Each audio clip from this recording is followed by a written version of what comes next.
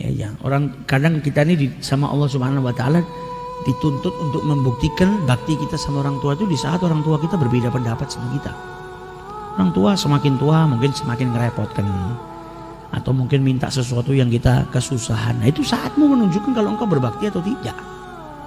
Jangan justru malah marah, malah nyakitin hatinya orang tua. Engkau baru diuji dengan ujian yang kecil seperti itu. Ada orang-orang yang diuji dengan ujian yang luar biasa. Dulu ada satu dokter nyeritakan kejadian nyata yang dia alami. Dokter ini di rumah sakit kedatangan orang namanya Muhammad. Muhammad di usia 30 tahun. Dia bawa wanita tua, wanita tadi dipeluk sama dia. Dan wanita itu berontak terus. Mau buka jilbabnya, teriak-teriak, berontak kepingin lari. Dibawa ke rumah sakit, kata dokter perempuan tadi, ini siapa? Ini ibu saya. Lah kenapa kok sampai seperti ini? Ya ibu saya memang dari kecil lahir dalam keadaan kekurangan di akalnya. Kalau zaman sekarang kita nganggapnya orang sakit jiwa lah, ada kekurangan. Lu bagaimana ceritanya kok bisa punya anak? Sakit jiwa kok punya anak? Iya, memang ibu saya ini dinikahkan sama ayah saya, sama satu orang supaya punya anak saya yang bisa ngasuh ini, ngerawat. Dan mulai dari usia 10 tahun saya sudah ngerawat ibu saya. Saya yang bersihin kotoran, saya masakkan ibu saya ngasih makan. Kalau mau tidur saya ikat kaki saya dengan kakinya ibu saya takut ibu saya lari dari saya. Saya takut keluar dari rumah nanti susah nyarinya, makanya dia mau tidur diikat. Jadi anak yang soleh, yang luar biasa. Kita nggak dikasih sama Allah ujian seperti itu. Kita nggak dikasih ujian-ujian, kita masih kecil. Ini anak diuji sama Allah punya ibunya dalam keadaan sakit jiwa. Mungkin kalau anak zaman sekarang sudah malu ngakuin ibunya. Mungkin ibunya dipergikan ke rumah sakit jiwa sudah supaya anaknya tenang. Ini enggak, sampai usia 30 tahun dia masih merawat ibunya. Lah kenapa dibawa ke sini? Ya ibu saya punya diabetes sama punya darah tinggi, ini saya kumat, saya bawa ke sini ke rumah sakit. Dan dipegangin ibunya ngelepas jilbabnya, nyanyi semua. Anaknya sabar luar biasa.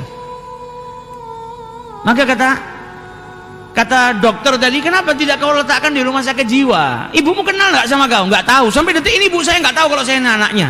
Lah kalau gitu ngapain kau asuh? Kau letakkan rumah sakit jiwa dan kau bisa membina karirmu.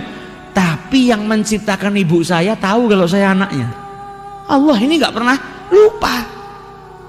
Allah nggak pernah lupa kalau saya ini anaknya ibu saya. Dan anak itu diwajibkan berbakti, wabil walidaini ihsana. Bagaimana mungkin saya mau merelakan pintu surganya Allah Subhanahu wa taala? Tiap hari saya berjuang, mau ibu saya kenal tidak kenal dengan saya, yang penting saya harus berbakti supaya tiap hari ada pintu surganya Allah yang terbuka buat saya. Ini baru luar biasa baktinya. Kalau kita di posisi itu, wallahu a'lam, mungkin nggak satu pun dari kita mampu. Dan ibunya ketika di dalam ruangan dokter tadi ngelihat acara TV di Mekah, maka ibunya tanya, kapan ke Mekah? Kapan ke Mekah? Kata anaknya, insya Allah kita akan ke sini. Kata dokternya, ibumu ini kan tidak punya kewajiban, sholat aja nggak wajib, menghilang akal.